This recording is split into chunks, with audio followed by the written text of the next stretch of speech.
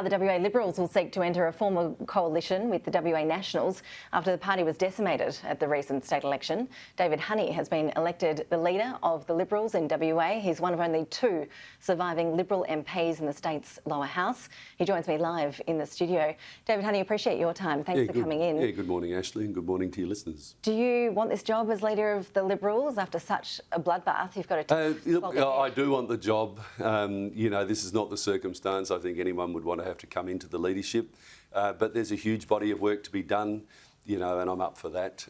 It's going to be a process of engagement with a whole range of groups, and it's going to be Livy and myself in the lower house, and we'll have 7 members in the upper house, and we're going to work as hard as we can to do that. Do you have any realistic hopes and dreams that you could be Premier in 4 years? You've only got 2 lower house members. It makes that task virtually impossible, doesn't it? Do you need to look definitely to the next nothing is election, impossible. You know the situation in Queensland. They were down to 4 MPs in the Queensland Parliament. The next election they won government.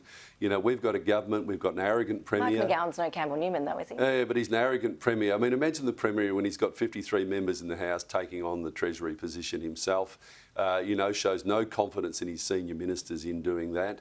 And also the Labor Party in Western Australia, Mark McGowan has definitely got a reputation as a centrist, and this election was all about Mark McGowan. And we had people in polling booths actually arguing with the election officials saying, I can't find Mark McGowan's name on the ballot paper.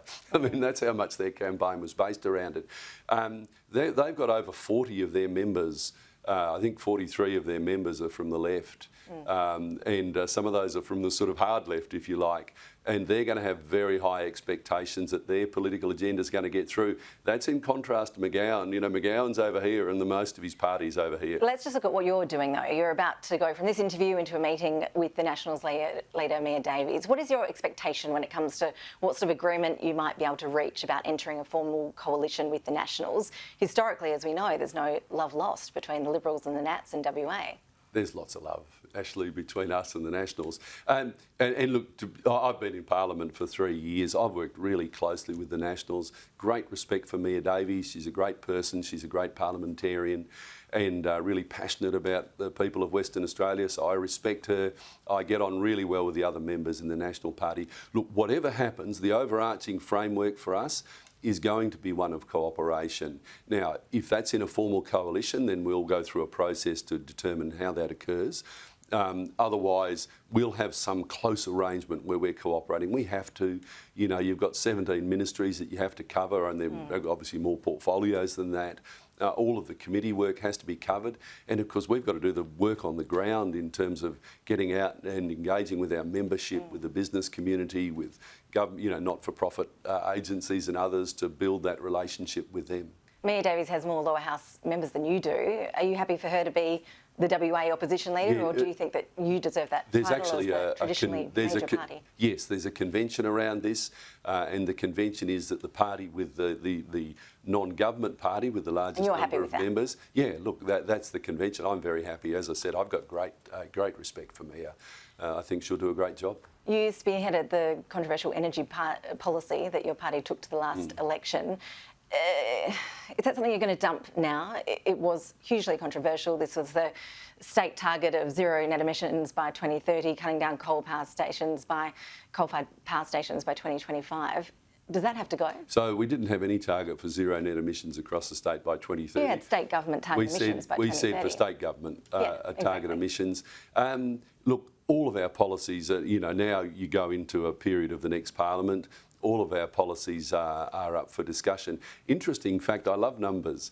Do you know where our lowest swing, the second lowest swing in the state was against us? Tell me. It was in Collie Preston, right. The seat that was most directly affected by that policy. But I've said this to a number of people. There was a party position on that. My personal position was that the hard stop on Collie was unnecessary, and I thought it would draw the flack that it did. But that wasn't the position, and my job as Shadow is to go out and support our party's position. I'm a very strong proponent of that green energy side. Renewable energy and hydrogen are going to be the development of a whole new industry and a whole new set of industries in the state. Your listeners may know Andrew Forrest, FMG, which is a major multi-billion-dollar company, have actually committed to zero net emissions by 2030 as a company and committed to moving to hydrogen as as a source of energy for their business. This is just a straight fact, and Western Australia is the best or the equivalent best place in the world for making cheap hydrogen, and that's going to be the basis for a whole range of new jobs. I'm very passionate about that. That's something that I'll be promoting very strongly, and I'll promote that strongly through to the next election. Speaking of the next election, and when we look on a federal scale, we're expecting an election next year. What message would you have for your federal Liberal colleagues who are looking at the decimation in Western Australia and wondering what that political landscape could mean for the federal election? You know, this was an unusual election. I mean, a historically unusual election. It's the only campaign I've ever been involved in where the vote of the population wasn't based on a negative. Every election I've ever been involved in, it's been fearing of someone else. The reason we did so well in Western Australia in the last election was we ran a strong campaign saying you can't trust Shorten.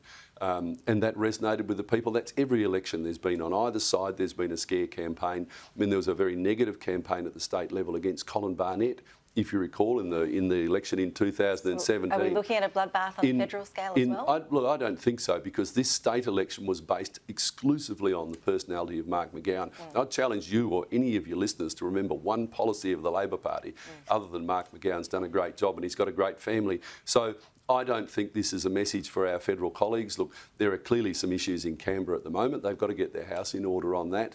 But we've got 11 out of 15 of the federal members of Parliament in Western Australia. So we're coming from a strong base. We've got strong support federally.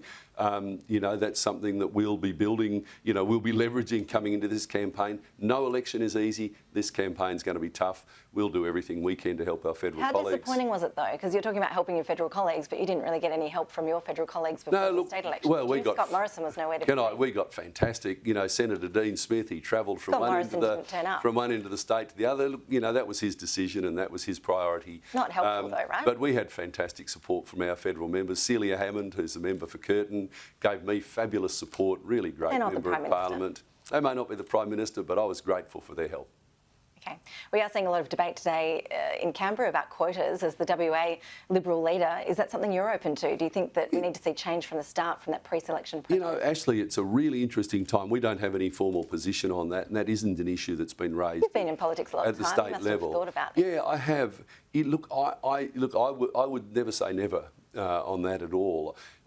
You know, it's really interesting, isn't it? You see periods of massive social change, and right now we're right in the midst of a period of massive social change, and that's around the whole, you know, way women are treated and the role that women play in society. So, you know, it's really interesting, and clearly there are a number of things coming out of that. As I said, I have. You know, there are different opinions on that, but as I say, I would never say never on that. I think, and that's perhaps something that we can consider, you know, as we go through this introspective period that we have to go through now. I mean, as you pointed out at the start, we've had the biggest loss we've ever had. We have to go through and analyse that, understand it, and we have to be in the strongest position. I'd say we've got a year to get our house completely in order, and then we've got 3 years of hard slog. And as part of that, a structural change where Liberal power brokers, I'm thinking of people like Peter Collier, don't have as much power in the party. There's been a lot of criticism directed at a certain number of key figures. If you go to the core of that, and as I've said in other places, I'm not going to comment on personalities. I don't think that's helpful for me to do that. But we've got to when you go to the core of that is people are concerned about influence on pre-selections. That's what it all comes down to. So we need to make sure, regardless of what any individual does or what any group does, we need to make sure that our pre-selections reflect the general will, if you like, or is acceptable to the community for that person that's being pre-selected. Now, there have been, people have expressed concerns that isn't the case. They've expressed concerns that the candidate is the candidate because they're a friend of someone or supported by someone, or that an organisation is supporting them. We have to have robust processes within the Liberal Party that prevents that. I actually think there are really good mechanisms. There are, and one mechanism that's been put forward is the mechanism of having selection committees to screen candidates more thoroughly, because that was an issue we had with only a couple of candidates, but clearly we need to improve there. And then the other one is perhaps making it open to the broader membership to have a plebiscite, and then you get more engagement with your members, and it dilutes the influence of individuals or groups. So, I'm not saying that's what will happen, but that's one mechanism. There are other mechanisms to do that, but we have to come out with a clear answer to that, and I'm expecting we will. Yeah, it sounds like there's a period of soul searching ahead for the WA Liberals. Yeah. David Honey, good luck with it all, and thanks for joining us in the studio. We'll watch closely as to how your talks with the Nationals develop. Thanks for your Thank you time. very much, Ashley.